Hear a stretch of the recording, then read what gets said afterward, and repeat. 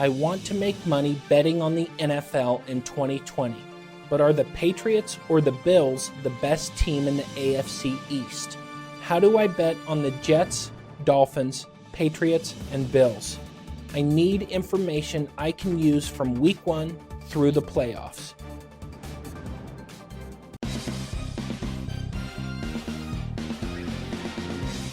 Welcome back to aosportspicks TV. I'm Alpha Omega. Now that we have a few weeks of the 2020 NFL season in the books, there is enough statistical data from 2020 to put out videos giving fairly accurate projections for each team throughout the rest of the season as well as the playoffs. This video covers every team in the AFC East.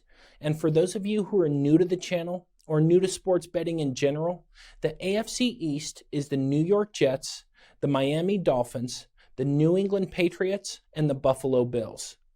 This video is one part of a playlist providing season updates on every team in the NFL. I designed the entire playlist to be useful from now through the end of the season. So it doesn't matter when you find these videos, you can still use them to make money. Once you've finished this video, you can find the playlist by clicking the link in the pinned comment or in the description. I recommend you watch the whole playlist more than once because I'm putting a lot of information into each one of these videos. I also have timestamps in the progress bar and in the description so you can easily choose what you want to watch. After watching, you'll have more knowledge than your friends, you'll be able to create smarter DFS lineups, and most importantly to me, you can start making winning sports bets from now all the way through the championship. If you're wondering whether now is the time to get involved in sports betting, check out this article from Buck Wargo at Gaming Today. The expansion of sports betting across the country, influx of new companies in the nation's landscape, and acquisitions and technology arrangements are going to be a boon to the sports bettor. From added prop bets and more in-game wagering options, there's expected to be growth in that realm in the coming months in Las Vegas, gaming analysts said. Since a ruling by the U.S. Supreme Court in May 2018 paved the way for expansion of sports betting nationwide, 23 states, including the District of Columbia, have legalized sports betting and 19 are live. 17 have legalized online sports betting. So, let me explain how I bet on the NFL. Firstly, the NFL is an incredibly tough market that is notoriously difficult to succeed in year over year. This is how I've managed to win over the last few years. What I do is I take all of the information gathered from before the season started, meaning all the trades, the injuries, free agency, the draft, the coaching changes, roster construction, all the statistical data from 2019, and a lot more than that to start making my 2020 week-by-week predictions. Then I take the 2020 play-by-play statistical data from the weeks that have already been played to help determine where my projections are correct and where my projections are wrong for the upcoming week. Then I look for the best number from a list of every major sportsbook on whichever games I feel give me the best opportunity to make money. Finally, I do my best to get down as much money on those games as possible. My goal is to give you enough information to do the same thing. Having said that, let's get started. The New York Jets are easily the worst team in the NFL, which makes it all the more surprising Coach Adam Gase still has a job. Besides Adam Gase and his struggles as a coach, the Jets roster is awful. I mean, it's really bad. The Jets have a quarterback in Sam Darnold who still has a good skill set, but football's a team sport, and the Jets have the most question marks and roster holes of any team in the NFL. Where's the talent on the offensive line? Where's the talent at wide receiver? Where's the talent in the secondary? There are just enormous gaps in talent all over this team. The Jets also have money poorly allocated with the likes of Le'Veon Bell, who's now a Kansas City Chief.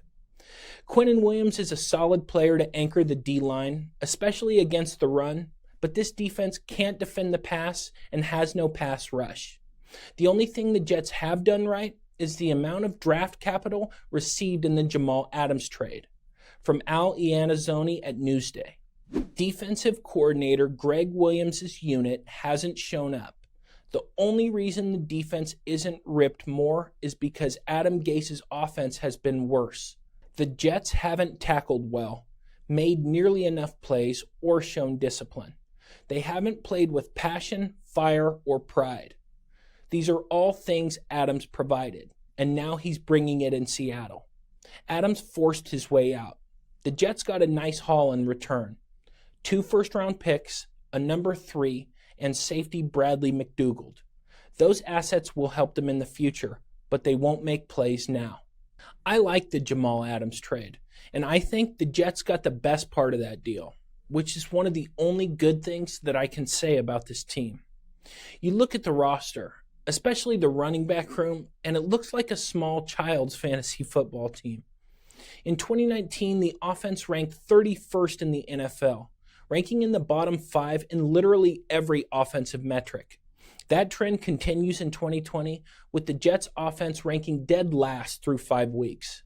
New York took highly touted offensive lineman Mekhi Becton, 11th overall from Louisville, and he's been the lone bright spot, but Becton is dealing with a shoulder injury, and that really puts into question the Jets' medical staff and their decision-making.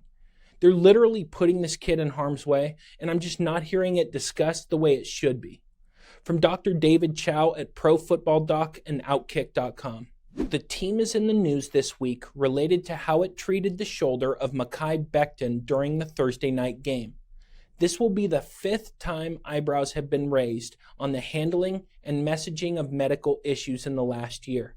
Becton appeared on the injury report before the Week 3 game and wore a shoulder harness indicating probable labral tear and other instability issues.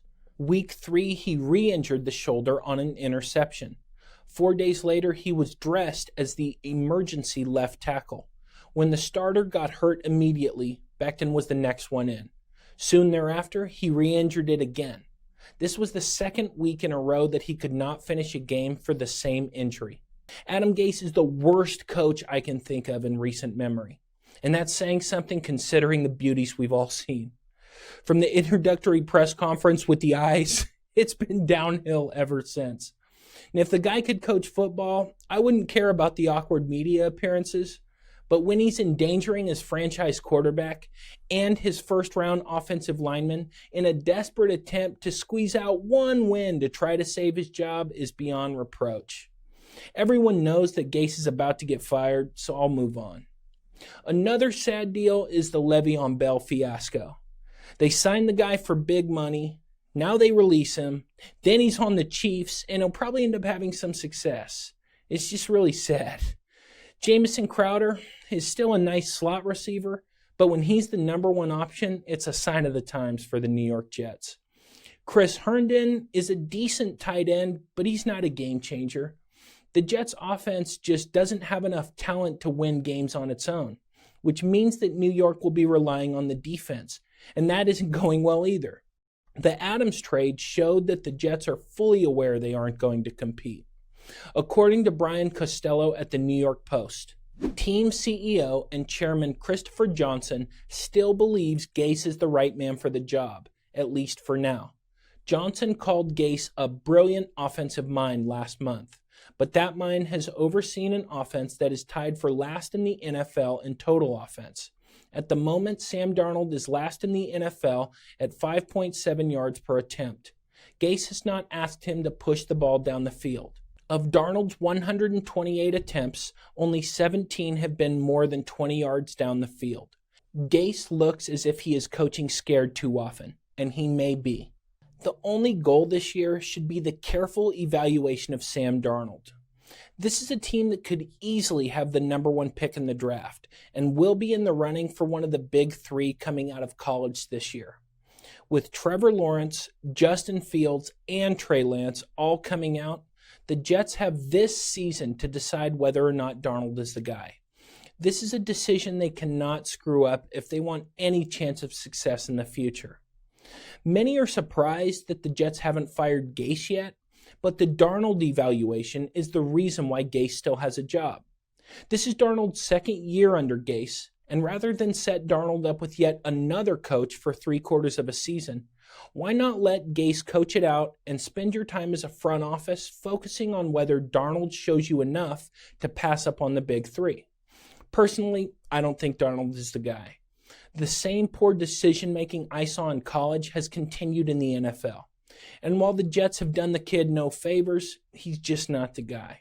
I mean, the most memorable moment in his NFL career has been his "I'm seeing ghosts" comment in a game the Jets got shut out 33-0. Sticking with Brian Costello at the New York Post, this season was always going to be about whether he actually was the guy. The Jets are going nowhere this year. That much is clear. The road to nowhere has made this season even more about Darnold and figuring out whether he is the guy or whether the Jets should start dreaming of the number 1 overall pick and Clemson star Trevor Lawrence. Darnold missed 3 games as a rookie with a foot sprain and then 3 more last year with mononucleosis. That makes the sprain of the AC joint in Darnold's right shoulder even more devastating. He is missing too many open receivers, and his decision-making has been troubling. The Jets have a realistic shot at the number 1 pick. Do they move on from Darnold and take Lawrence? Do they try to trade the number 1 pick for a load of picks to build around Darnold? Some final thoughts on the Jets. Long term, the quicker they move on from Adam Gase, the better. His whole system is trash can. He's got no forward-thinking vision, no embracing of analytics, and no plus EV concepts. Gase was given the chance, and at this point, it's completely fair to cut bait, move on, and bring in someone who can either salvage Darnold or develop one of the big 3 in the draft. It's sad because remember that New York gave up assets to move up and take Darnold. This guy was supposed to be the future of the franchise, and he just hasn't shown enough to continue down the road to nowhere. Looking at the schedule, this makes it really tough for the Jets to win any games this year. And other than the 2 games at Miami, I could see this team easily going 0-16.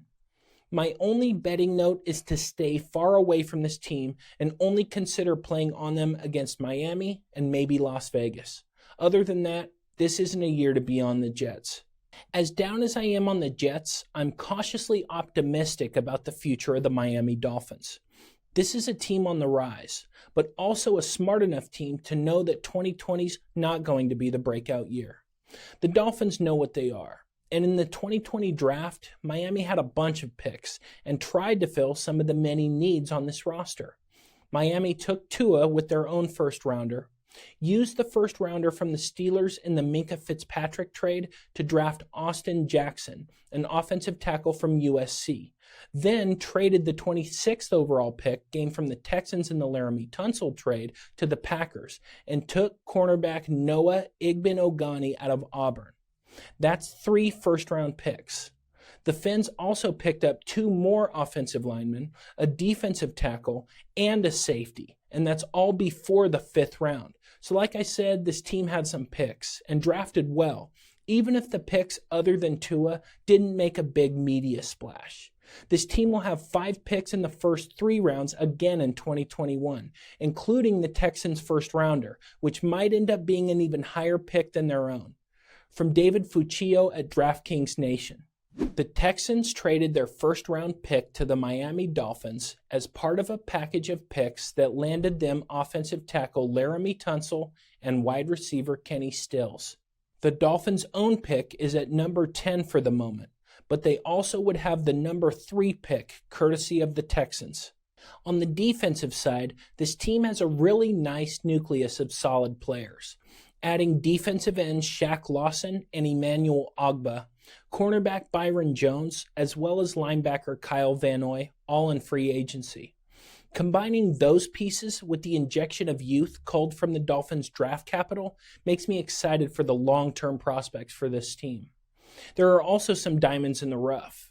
Devontae Parker is solid. Fellow receiver Allen Hurns is good too, but he opted out of 2020. Miami also has a very solid tight end in Mike Gesicki. Running back Jordan Howard is not the answer. He doesn't have game-breaking stuff, and to try to fill that void, the Dolphins signed Matt Breida from the Niners. But I expect the Dolphins to draft a running back somewhere in next year's draft, hopefully not in the first round.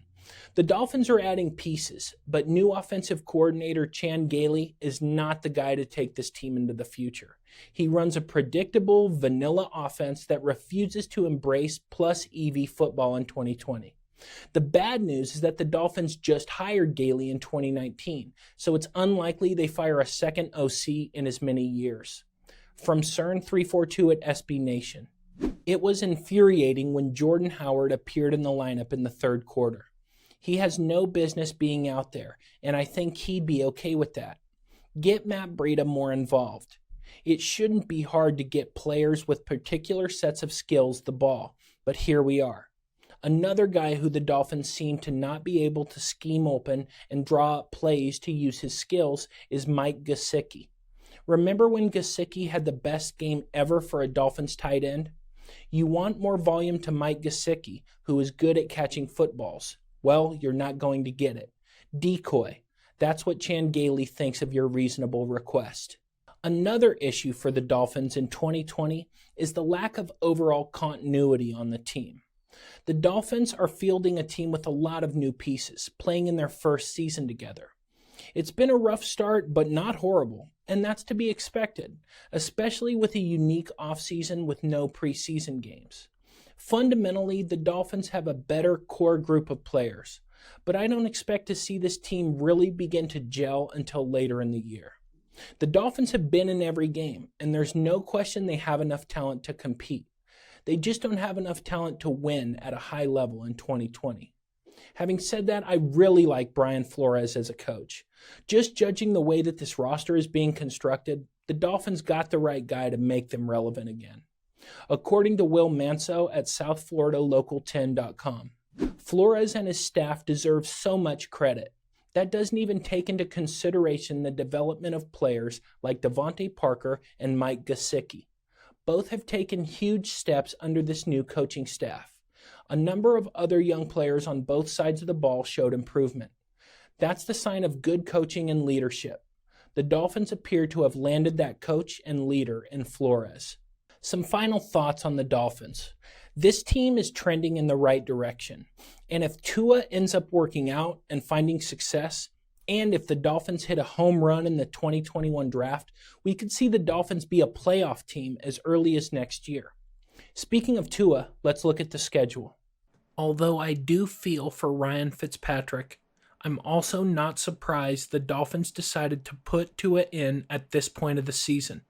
The first half of the year was the toughest part of this schedule, and while I love Fitzpatrick, Flores decided to let the beard take the punishment in the first half of the year and saved Tua for easier defensive matchups against Arizona, the Jets, and the Bengals. I'm excited for 2021, both the draft and the season. Miami needs wide receiver depth, some pieces on defense, a running back, and some depth at the O-line. So much of the success of this team depends on if Tua turns out. A couple betting notes. I would lay off this team until later in the year. Beginning with their Week 8 matchup at home against the Rams, this team becomes juicy to bet on. Take the money line against the Jets, and if the number gets high enough, take them on the spread against Kansas City and New England, and even consider sprinkling a little on the money line. For most of my life now, the Patriots have been the favorites to win the AFC East, and this is the first year in a long time where New England is an underdog to win the division. The biggest news for the Pats in the offseason was obviously saying goodbye to the most important Patriot in the history of the franchise in Tom Brady. But what I don't hear being talked about as often is just how many Patriot players opted out. Looking at the roster, particularly on the defensive side, there are a lot of no-namers starting for the Pats this year. From Henry McKenna at Patriots Wire, the New England Patriots league-high 8 opt-outs are official. Tackle Marcus Cannon, linebacker Dante Hightower, safety Patrick Chung, tight end Matt Lacoste, running back Brandon Bolden, fullback Dan Vitale, receiver Marquise Lee, and guard Najee Turan. A lot of the media is making such a huge deal over Cam being sick, and now with Stephen Gilmore and potentially others, it's crazy. Cam, Gilmore, and the rest of the Patriots will spend the necessary time away from the team to get healthy. They'll be back in action, and that's going to be that. Sometimes as a sports bettor, you can make money simply by taking advantage of the stupidity in the sports media. I mean, these are not Pulitzer Prize winning journalists here. My overarching point is that there will be times when you can make real serious money by taking advantage of overblown reports in the media. Quoting Aaron Rodgers on the Pat McAfee show talking about the media. All the media does is write stories to get clicks, Rodgers said. It doesn't matter. I could give a long answer about something and they can take a blip of it and write a story about it that has nothing to do with what I was saying. Nobody is going to take the time, unless you're watching this live, to listen to this entire interview. They're going to take pieces of it. If I'm not doing this in person, you can't see facial expressions. Or if you're not listening to it and you're just reading a transcript, you can't hear voice inflection and tone and inference. The difference is that as sports bettors, we take the time to understand reality over the clickbait media narratives. Going back to the Patriots defense, while there are no really great defenses in the league this year, looking at the performance through 5 weeks, Belichick has done it again and schemed together a legit defensive unit. Just look at that game against the Chiefs. Context is important, and considering that the Chiefs' offense is literally one of the greatest of all time, and Belichick was playing with 2 backup quarterbacks, it was amazing how well the Pats played. Jim Hackett at the Sports Radio Network talks about Belichick's coaching against the Chiefs. I've been watching NFL football for 43 years, and the 2020 Kansas City Chiefs are the most explosive, talented, fastest, and unstoppable offense I've ever seen. It's not even close. There was a lot of bad play to review, including 4 turnovers and 2 trips deep inside the red zone with nothing to show for it, as well as an emergency starting quarterback in Brian Hoyer, who proved once again he doesn't belong on an NFL field unless there is a clipboard in his hands. Yet none of those lowlights are the real story. All of that poor play on the field somehow still buried the lead. Bill Belichick proved that regardless of the opponent, insurmountable odds, or the individual talent or lack thereof that may or may not be on the field, it is Belichick himself that is the true lead in any Patriots story. He's the differentiator and always has been. New England needed a change in 2020. Last year, the offense was never right. Brady regressed in the last half of the season and spent most of the year unhappy that he had no weapons to throw to. The question that we need to ask is, does anything change by swapping Brady for Cam? And the answer is maybe. Let me explain. The hope was that last year's first-round pick, receiver N'Keal Harry, would take a meaningful step forward. And that hasn't happened, at least not so far. Edelman is still an excellent possession receiver, but he's not a number 1 target. That's not his game. On the plus side, it's nice to finally see Cam Newton have a legit offensive line. And make no mistake, this line is one of the best in the league, and will get even better when center David Andrews returns in November from thumb surgery. With Cam getting protection, that should give him the opportunity to be the best that he can be, given the injuries that he's had. One thing we know about Cam is that he's been making bad receivers look good his entire career, and that's going to work to his advantage with the Patriots. Even with all the warts, this could be a reasonably successful offense, and Cam could be the difference, especially with a great offensive coordinator like Josh McDaniels, easily the best OC Cam has ever had. Overall, the Brady for Cam swap is an upgrade given the roster construction, and McDaniels is probably excited about finally having a quarterback with wheels. Tara Sullivan at the Boston Globe talks about the connection between Newton and McDaniels. For McDaniels, this is proof his varied and dizzying game plans could flourish in the post-Brady era, that his creativity could shine with a player such as Newton, even with the top offensive weapons around him hasn't changed that much from Brady's final years. For Newton, this is proof his varied and dizzying skill sets are far from past their sell-by date, that his designed runs, options, pitches, and misdirection plays could find balance once again with his cannon-like arm. For the Patriots, this is proof that even though change is scary, it can be invigorating too. Even with Brady gone, all of the opt-outs, and losing Cam and Stephon Gilmore for a couple weeks, the Patriots just can't be written off. This team will score points, move the chains, convert on third and fourth down, and could easily make the playoffs, especially with the expanded 2020 playoff system. The defense is the bigger question mark because of the lack of continuity. I know I already mentioned it, but this is a drastically different defensive unit than the one we saw in 2019. Stephon Gilmore and Devin McCourty are still there, but almost everyone else has moved on. Jamie Collins is gone. Kyle Van Noy is gone. Darren Harmon is gone. Dante Hightower opted out. Pat Chung opted out. And that's a lot of key players at important positions who are no longer there. Having said that, the talent in the secondary cannot be undersold. Jason McCourty is good. Devin McCourty's amazing. Gilmore's amazing. J.C. Jackson and Jonathan Jones are decent, which is part of what makes the Pats such a difficult team for pass-happy offenses like the Kansas City Chiefs. If the Patriots' front seven come together and exceed expectations, which is very possible considering Belichick's genius, then this is a team that can be a contender for a championship this year. According to Matt Doloff at the Sports Hub, the Patriots secondary had an excellent game against the Chiefs on Monday, spearheading the defense toward holding Patrick Mahomes to just 19 points offensively. But they also disrupted things up front and didn't need to blitz in order to do so. New England's complementary defense gave them a real chance to win on Monday at Arrowhead Stadium. If not for some of the team's worst quarterback play in the past quarter century, the Patriots may have been able to pull off the upset. And they would have done it not just with their coverage, but with good pressure from just 3 or 4 guys, which allowed them to drop 7 or 8 into coverage on almost every play. Some final thoughts on the Patriots. The loss of Tom Brady was not as significant as the media made it out to be, and if anything was an upgrade given the current roster composition. The measuring stick for this team will be whether or not Cam's shoulder can hold up. The shoulder can look good for a couple games like it has, but then he takes a hard hit and lands on it, and then it's gone. Jarrett Stidham or Brian Hoyer is in, and the season is over. Now, I don't think that's what's going to happen, but it's more than just a possibility. Looking at the schedule, this is one of the toughest in the NFL, with little room for error.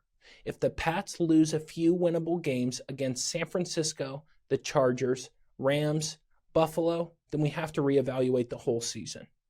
A couple betting notes. Play on New England in any underdog spot and bet the second half of any game the Pats are losing. And look to play Cam's rushing numbers over against top defenses.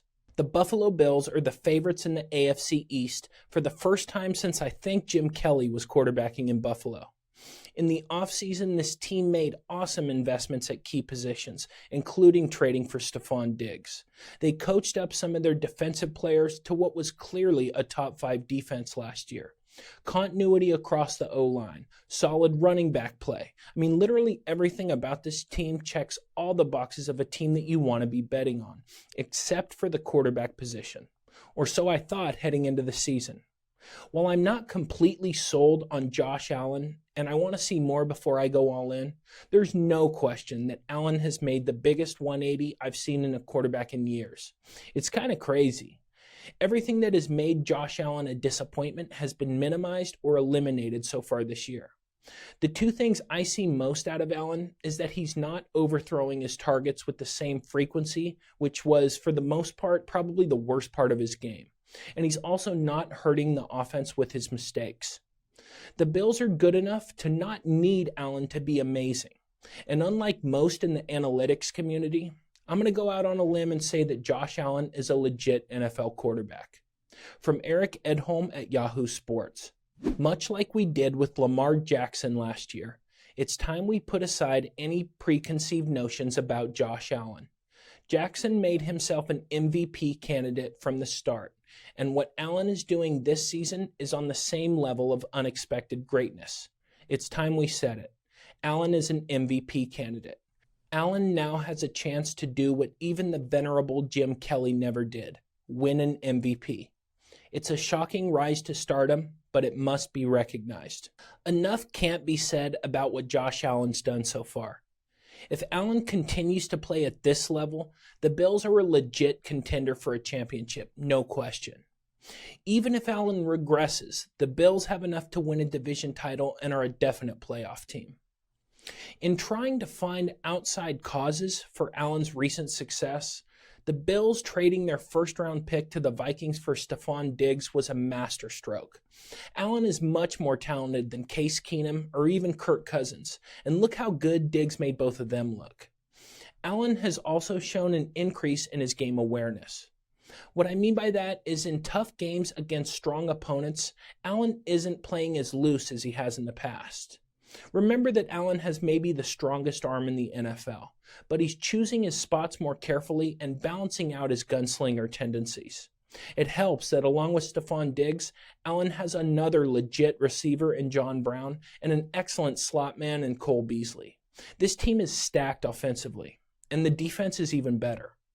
According to Chris Brown at BuffaloBills.com, the combination of offensive coordinator Brian Daboll's scheme and approach and Josh Allen's dramatic development has steadily convinced national analysts that the sudden spike in offensive production by the Bills is sustainable and can make them a serious AFC contender. It's readily apparent that this year's Bills offense is going to lean on its much improved quarterback and deep pool of receiving talent to drive the team's point production, 31 points per game, which is pacing almost 12 points ahead of last season's average, 19.6. Daboll has refined a scheme that's rooted in pre-snap motions, play action, spread formations, and a lot more passing. The Bills' defense is one of the best in the league, stacked with some of the strongest players at their respective positions. Defensive back Tre'Davious White is one of the top corners in the league. Tremaine Edmonds is a borderline top 20 linebacker. And Ed Oliver has emerged as a top run stopper, an overall disruptor, just to name a few of the top contributors. This defense put together a top 5 season in 2019, and I entirely expect them to do the same thing again by the end of this year.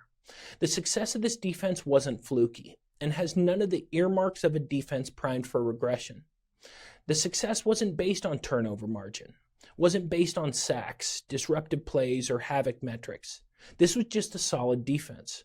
And with the addition of Josh Norman, who has turned from a possible negative to a big positive, having a comeback-type season since returning from injury, minus that play against Derrick Henry, embarrassing. Overall, there are just no weak points in Buffalo. I'm impressed with every facet of this team, and with Josh Allen seemingly realizing his potential, there's no limit to what this team can do. The whole organization just put a really good team together. From Marcel Louis-Jacques at ESPN, the Bills are no longer a team buoyed by their defense, while their offense does just enough to win the game. This Buffalo team is an offensive juggernaut, capable of putting up points in a hurry. Quarterback Josh Allen continued his strong play to begin the season, completing 24 of 34 passes for 288 yards and 2 touchdowns. Buffalo's defensive performance in the second half against Las Vegas was inspiring, but make no mistake, the Bills are an offensive-driven team in 2020. Some final thoughts on the Bills. The success of this team rises and falls on the back of Josh Allen. If Allen continues his impressive play and we don't see any cluster injuries, Buffalo will be favored in most of their games moving forward. If Allen regresses, then it's a first-round playoff game adios. Looking at the schedule, this is a tough schedule, and Buffalo will be playing a lot of playoff-worthy teams. But the Bills have enough talent to put up double-digit wins, with a win ceiling of 12.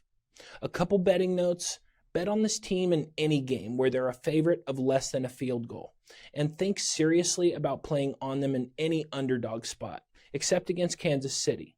Play them on the money line against the Chiefs for some side action. If you've listened to the information I've given you throughout the video, you now know how to bet on the AFC East from Week 1 through the playoffs. You also know how to attack the NFL betting market in 2020, and you know how to pick the right spots to make money on each team. I definitely want to know what you think about my projections for these teams.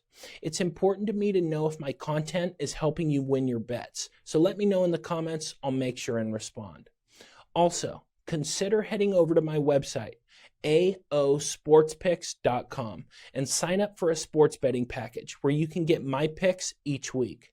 Finally, make sure and subscribe to this channel, hit the like button, and click the notification bell so you get notified whenever I release a new video. Doing that really helps the channel grow and get placed higher in the YouTube search results. Once again, I'm Alpha Omega. See you next time.